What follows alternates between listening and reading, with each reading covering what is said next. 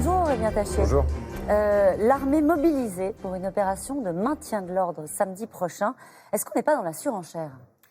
L'armée qui va être mobilisée samedi, ce sera pour garder des bâtiments publics. Évidemment, le maintien de l'ordre, c'est un métier, c'est les policiers qui doivent l'exercer. En revanche, pour qu'ils puissent l'exercer et qu'on puisse avoir les policiers là où on en a besoin, c'est-à-dire auprès des manifestants dans la rue, pour les bâtiments, on peut demander à nos forces militaires de garder les bâtiments stratégiques. Ça a l'air de rien, sauf que c'est une étape supplémentaire qui est prise par le gouvernement pour le maintien de l'ordre. Que va faire l'armée pour protéger les bâtiments officiels en cas de pression de ceux qu'ils appellent désormais les émeutiers ? Eh bien, vous aurez de toute façon les forces de police et ces unités des unités spécifiques pour justement anti-casse qui seront là pour le coup des policiers qui seront déployés aussi samedi et qui empêcheront que cela se produise. C'est-à-dire que plus vous laissez les policiers pouvoir être directement au contact des émeutiers, moins vous avez de chances que les militaires aient à intervenir. Ils sont sur les bâtiments et encore une fois, c'est pas autre chose qui est prévu. Donc après l'ensemble des effectifs mobilisés, après le déploiement de l'armée pour protéger les bâtiments officiels, il reste quoi ?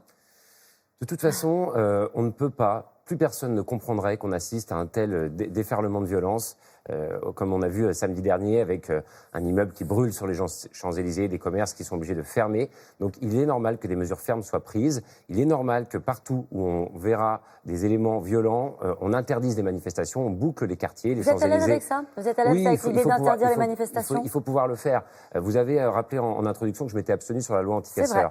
Parce que je considère que ce n'est pas à une loi de revenir sur des principes fondamentaux qui sont les nôtres, à savoir qu'on vise un tel ou un tel et que ce ne soit pas le juge qui lui interdise de manifester, mais le préfet et donc le gouvernement. Ça ne me paraît pas conforme ou en tout cas danger pour nos libertés publiques à long terme. En revanche, qu'on interdise quand il y a de la casse, des manifestations pour tout le monde, ça c'est tout à fait normal parce que c'est le maintien de l'ordre public et la protection de nos concitoyens. Ce gouvernement n'a plus droit à l'erreur en matière de maintien de l'ordre ? Il faut que samedi, les choses se passent bien et on va s'en donner les moyens. Ce samedi-là et les autres ? Bien sûr, évidemment, mais on peut espérer quand même qu'il y aura une prise de conscience aussi de la part des gens qui étaient dans la rue.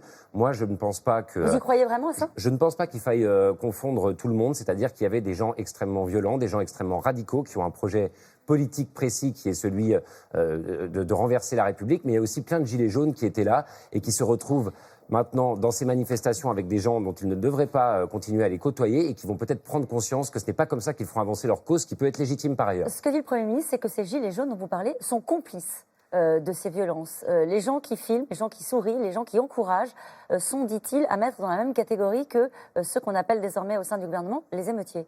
Ceux qui filment, qui encouragent, je comprends ce que veut dire le Premier ministre, mais après vous avez aussi beaucoup de gens qui peuvent venir manifester sans forcément se dire que ça va se passer comme ça. Ceux-là, évidemment, il faut qu'ils comprennent maintenant que le risque est trop élevé et qu'il y a d'autres manières de se faire entendre. Et je rappelle que le Premier ministre a aussi annoncé que l'amende qui peut être donnée quand vous participez à une manifestation illégale va être augmentée considérablement, ce sera 138 €.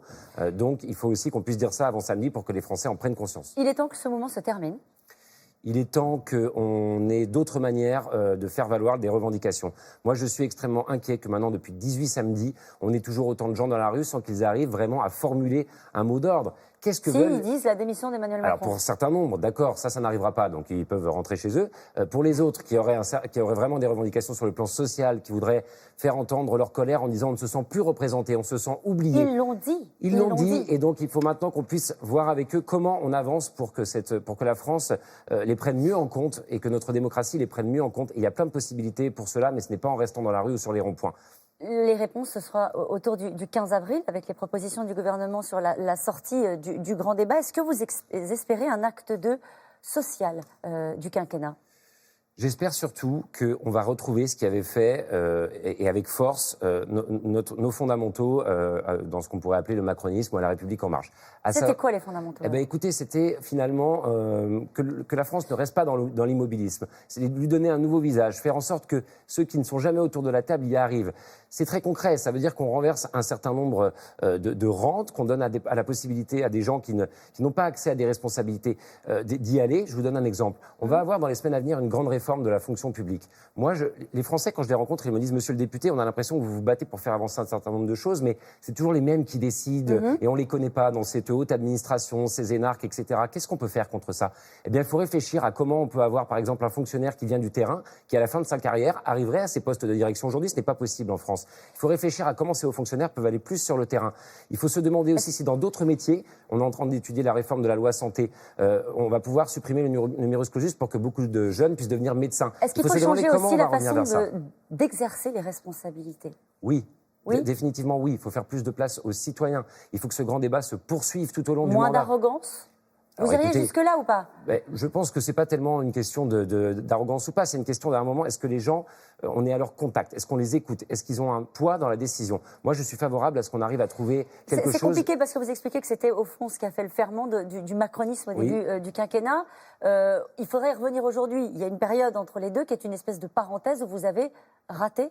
Je parlais d'arrogance, c'était quoi? Alors, quel mot vous mettez là-dessus, sur ce moment où, au fond, on n'a peut-être plus écouté les Français comme on le devrait? Je pense qu'on a eu un peu la tête dans le guidon, si vous me passez l'expression. On a voulu faire nos réformes, c'était très important. Certaines étaient là pour, justement, débloquer un peu le pays, faire en sorte que le chômage baisse, faire en sorte que tout le monde puisse se saisir d'opportunités d'emploi. Mais on a oublié, peut-être, à ce moment-là, de faire ce qui avait fait notre force, continuer à le faire avec les Français, comme pendant la campagne, on l'avait fait avec la Grande Marche, continuer à dire que c'est pas seulement au Parlement qu'on devait voir de nouveaux visages, qu'on devait permettre à une nouvelle génération d'émerger de tous les milieux, de tous les horizons. Et donc, il faut reprendre et renouer avec ça très vite. Les retraites, le Premier ministre, il n'est pas le seul, n'a pas écarté l'idée de réfléchir à l'idée de travailler plus longtemps pour financer la dépendance. Est-ce que vous êtes opposé à l'idée de reporter l'âge légal de départ à la retraite? Je crois que ce n'est pas ça qu'on avait dit qu'on ferait aux Français.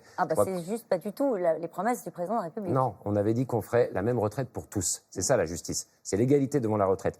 Que vous soyez d'un métier ou d'un autre, c'est votre parcours professionnel qui doit faire que vous avez la même retraite. Donc la même retraite pour tous, avec un système de points.